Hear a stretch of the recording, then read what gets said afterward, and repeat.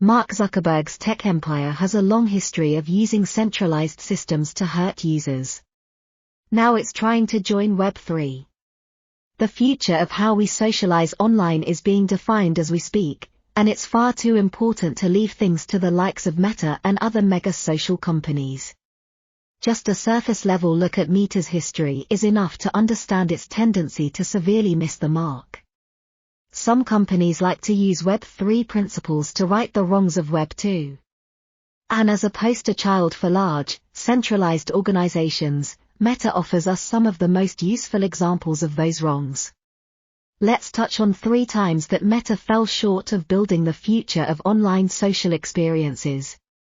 In 2010, Meta, still operating as Facebook at the time, released its Open Graph protocol, providing developers with a network of links between friends in order to encourage other people to take up its apps. It was a way for users to carry their Facebook identities from app to app, making it easy for developers to give those users a personalized experience. However, a few years later, the company shifted gears to become ruthless in cutting off friends, its newsfeed and other data access for developers. The primary reason for this was to limit competition, as Facebook was worried about people reverse engineering its social graphs and creating their own versions of Facebook. So, it ended up killing a product that many in the community nowadays call essential. It was ahead of its time until it stopped making business sense. Facebook felt that it was arming its competitors by giving them this data, and with its centralized power, Facebook had the unilateral ability to dramatically cut off this access. Online social identities are of great importance to users. They represent who you are and bear the weight of your effort and time spent online. So, when Facebook rebranded itself as Meta, getting a new logo and image, a situation with social media handles presented an unanticipated problem. An active Instagram user who had already registered at Metaverse as her username was already regularly sharing photos from that handle. Then, without warning, Meta blocked her account. When that story came to light, it resulted in some predictably negative press for the social media giant. Transparency and ownership are core values of the emergent decentralized paradigm. Social platforms of the future will be designed in such a way that abuse of power is either operationally impossible or super easy to identify. What's yours will be yours, and no software or administrator will be able to change it manually. In case you needed a reminder, Facebook spent much of the 2010s collecting the personal data of millions of its users on behalf of British consulting firm Cambridge Analytica. That data was predominantly used for political advertising with user consent, and it was a defining scandal within the company's history. And despite being major news at the time, it doesn't appear to have changed anything about how the company operates or how users could be protected. When NPR followed up on the story in 2021, it found that Facebook didn't take responsibility for its behavior, nor did consumers see any reform as a result. If anything, the company's reckless actions only proved the need for an internet layer of self-sovereign identity and access controls. More and more people are waking up to the importance of identity on the internet, and that's something blockchain is perfectly tailored to address. Meta's history also provides a textbook example of surveillance capitalism, which should offend any internet user right to their core.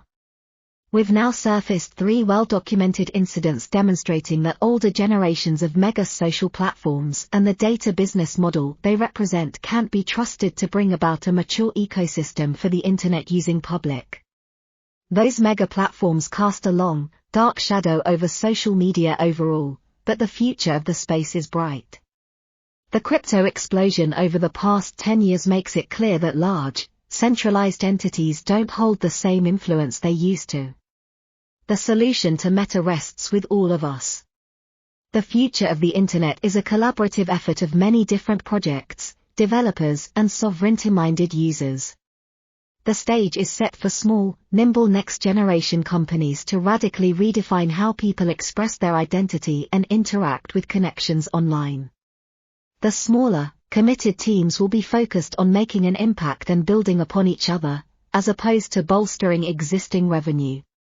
These new companies have the opportunity to build the primitives for a decentralized society to emerge from the bottom up.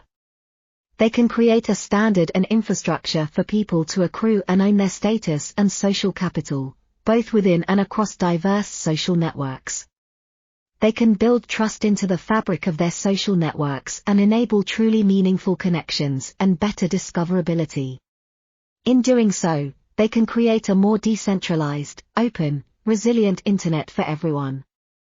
The events of older generation firms also underline the importance of having a protocol for the internet that is owned by no one and can't be centrally controlled. A protocol is needed to help coordinate these efforts, set standards for social data interoperability, provide a universal data storage solution that is both decentralized and economically scalable, and enable application builders to quickly tap into existing resources. Such a protocol would be a powerful tool to fight back against the surveillance capitalism of companies like Meta. It would give users full control over their data and identity, and make it much harder for bad actors to abuse personal data. But this is no small feat. The next web is a huge undertaking that will require the commitment of many different people and organizations. It will be an unprecedented manifestation of human genius, a concentrated and voluntarily orchestrated collective brilliance. The good news is that the general ethos of the web may have fundamentally changed. Composability and interoperability are more than technical designs, they are also intrinsic value propositions we genuinely hold up to and share with others to work together. This is a demand that we must meet if we want to build a better future for the internet. Inaction is also a form of action. The consequences of not doing anything about the problems posed by Meta are clear. Your digital identity will never truly be yours and will always be at risk of being moderated, altered, or even obliterated.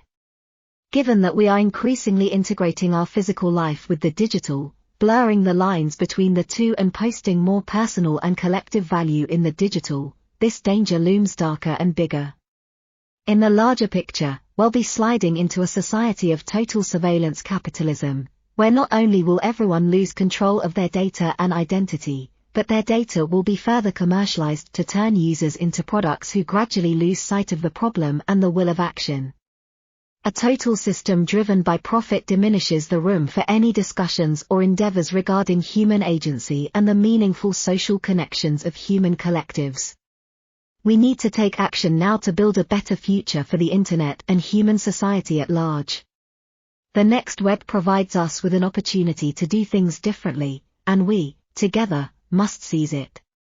This article is for general information purposes and is not intended to be and should not be taken as legal or investment advice.